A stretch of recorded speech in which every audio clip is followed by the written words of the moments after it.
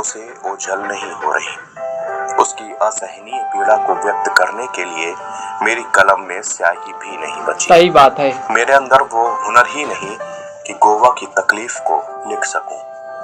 हर बार mobile में जब भी उंगली को फिरा रहा हूं तो वो ही दृश्य सामने आ रहा है।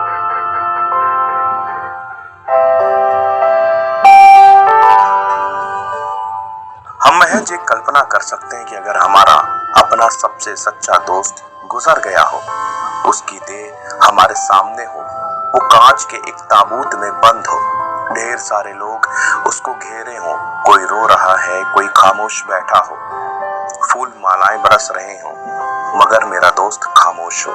हम सिर्फ देख पा रहे हों लेकिन ना रो सकें ना कुछ कह सकें। कुछ ऐसी ही हालात गोवा के होंगे। बहुत दुखद बात है। रतन टाटा का सबसे करीबी दोस्त गोवा।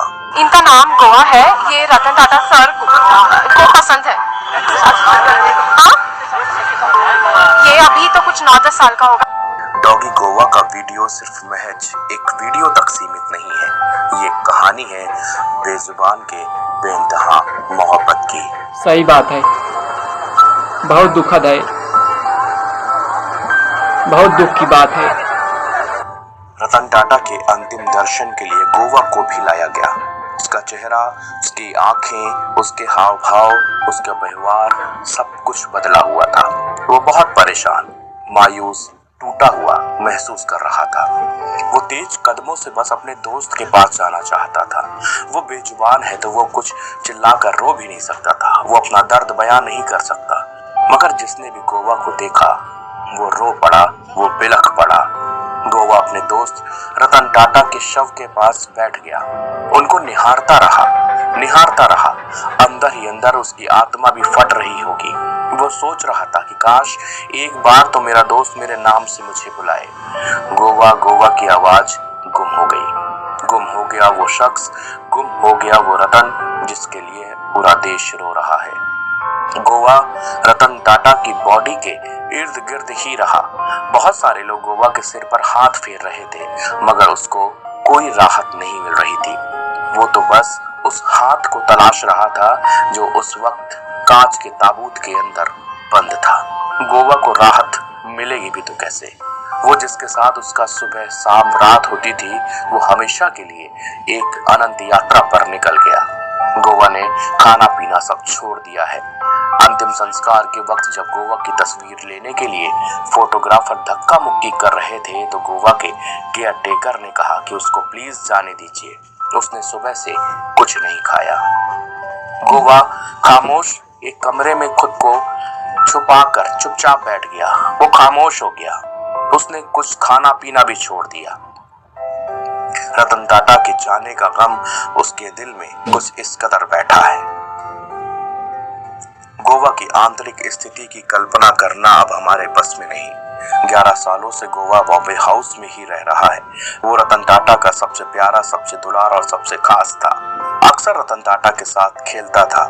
टाटा के कर्मचारी किसी काम के लिए गोवा गए थे, तभी ये कुत्ता उनके पीछे पीछे दौड़ पड़ा। टाटा के कर्मचारी उसे अपने साथ मुंबई ले आए। रतन टाटा जब कुत्ते से मिले तो उन्होंने इसका नाम गोवा ही रख दिया। गोवा आज अकेला है, गोवा आज तन्हा है।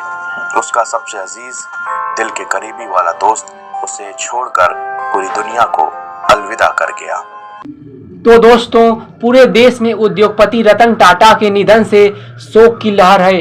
पीएम नरेंद्र मोदी से लेकर गूगल के सीईओ सुंदर पिचाई तक, मुख्यमंत्री शिंदे से लेकर बॉलीवुड की हस्तियों तक ने उनके निधन पर शोक जताया।